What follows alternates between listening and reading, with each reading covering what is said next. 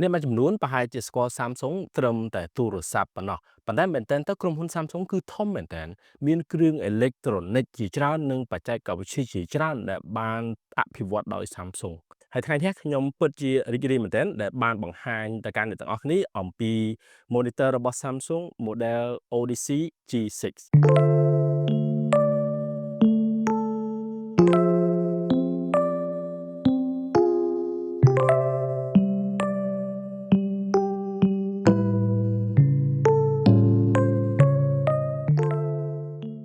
បើយើងនិយាយអំពី Odyssey series របស់ Samsung គឺកំពុងកប់ហើយ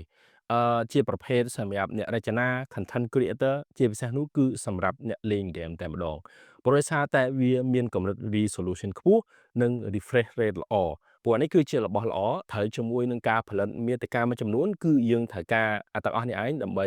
ពិនិត្យមើលគុណភាពនៅក្នុងការបង្ហាញ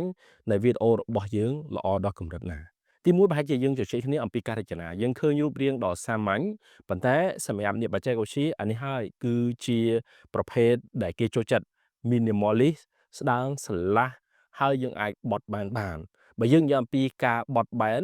monitor នេះគឺយើងអាចបត់បានជុំវិញតែម្ដងពង្វិលទៅឆ្វេងពង្វិលទៅស្ដាំពង្វិលឡើងលើឬក៏ចុះក្រោមជាពិសេសនោះអ្នកទាំងអស់គ្នាអាចកាច់អេក្រង់បញ្ឈរបានវាហាក់បីដូចជាបច្ចេកវិទ្យាសម្រាប់អនាគតអញ្ចឹងយើងសាកសម័យមើលថាអ្នកដែលគាត់ចង់សរសេរកូដអ្នកដែលគាត់ចង់អូសនៅ Facebook ឬក៏អ្នកដែលគាត់ធ្វើ content បែបបញ្ឈរគឺត្រូវសម្រាប់គាត់តែម្ដងរចនាមកសឹងតែគ្រប់ផ្នែកទាំងអស់នៃអ្នកប្រើប្រាស់តែម្ដងមានន័យថាគេគិតគូរច្បាស់លាស់សម្រាប់អ្នកប្រើរបស់គេជាពិសេសនោះគឺអ្នកដាក់ desk set up កន្លែងឆ្លាស់ពណ៌សទៀតអូយមួយឆ្ងាញ់តែម្ដងហើយនៅផ្នែកខាងក្រោយមានប៊ូតុងបញ្ជាហើយនឹង port មួយចំនួនប៊ូតុងបញ្ជានេះគឺងាយស្រួលមែនទែនគេធ្វើតែមួយដើម្បីឲ្យបញ្ជាឡើងចុះហើយបង្ហាញនៅមុខងារជាច្រើនមុខងារមួយដែលខ្ញុំចាប់អារម្មណ៍នៅក្នុងការកំណត់នឹងគឺយើងអាចធ្វើការ input ពី source បានដើម្បីដាក់បញ្ចូលនៅក្នុង monitor តែមួយហាក់បីដូចជាអ្នកដែលគាត់សម្រាប់ live stream ជាដើមអីចឹងទៅកន្លែងនេះគឺជាចំណុចមួយល្អមែនទែនសម្រាប់អ្នកដែលប្រើប្រាស់នៅមុខងារច្រើនហើយក្រៅពីហ្នឹងវាមាន port ជាច្រើនសម្រាប់អ្នកទាំងអស់គ្នាប្រើប្រាស់នៅក្នុងការភ្ជាប់ជាមួយនឹងឧបករណ៍របស់អ្នកទាំងអស់គ្នា port HDMI ចំនួន2 display port ចំនួន1និង USB Type A 2ផងដែរហើយវាក៏មានរុន audio សម្រាប់ភ្ជាប់ជាមួយនឹងគ្រឿងបំពងសំឡេងផងដែរហើយវាងាយស្រួលនៅក្នុងការភ្ជាប់ជាមួយនឹងប្រភេទ PS5 ឬក៏ឧបករណ៍សម្រាប់អ្នកទាំងអស់គ្នាលេងហ្គេមបានជាច្រើនផ្សេងទៀតនិយាយចំការរចនាហើយនឹង port ការដាក់ចូលគឺខ្ញុំស្រឡាញ់តែម្ដងព្រោះជា apparent ខាងក្រៅយើងមើលទៅដូចសម័យ AI សម័យ future មើលទៅលយមែនតើបើសិនអ្នកទាំងអស់គ្នាយកទៅដាក់ក្នុងតុធ្វើការយើងដែលរៀបចំបានស្អាតដាក់អានេះទៅអូឆ្ងាញ់ជាតិមែនតើមុននេះមិញគ្រាន់តែរូបរាងខាងក្រៅទេតែចំណុចសំខាន់បំផុតនោះគឺផ្នែក performance របស់វា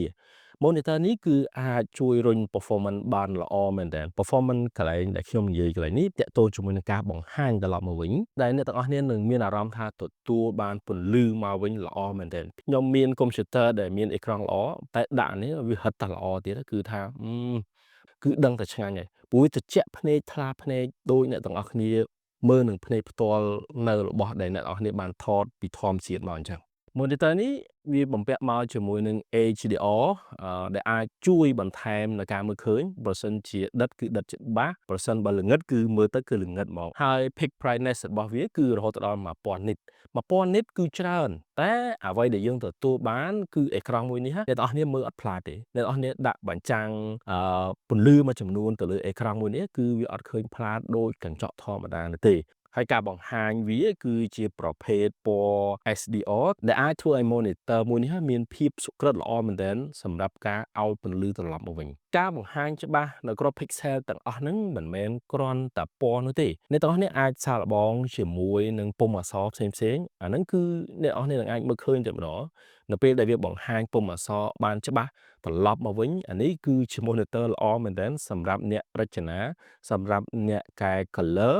ហើយក៏សម្រាប់អ្នកដែលកាត់តវីដេអូឬក៏កែរូបភាពផងដែរប្រសិនបើអ្នកនរគ្នាប្រើ monitor នេះសម្រាប់ការកំសាន្តវិញគឺមួយឆ្ងាញ់តែម្ដងជាពិសេសដូចជាការលេងហ្គេមហើយជាមួយនឹងមើលរឿងបើយើងនិយាយអំពីការលេងហ្គេមហ្នឹងមិនបាច់និយាយទេដោយសារតែ monitor នេះគឺគេធ្វើមកសម្រាប់អ្នកលេងហ្គេមតែម្ដង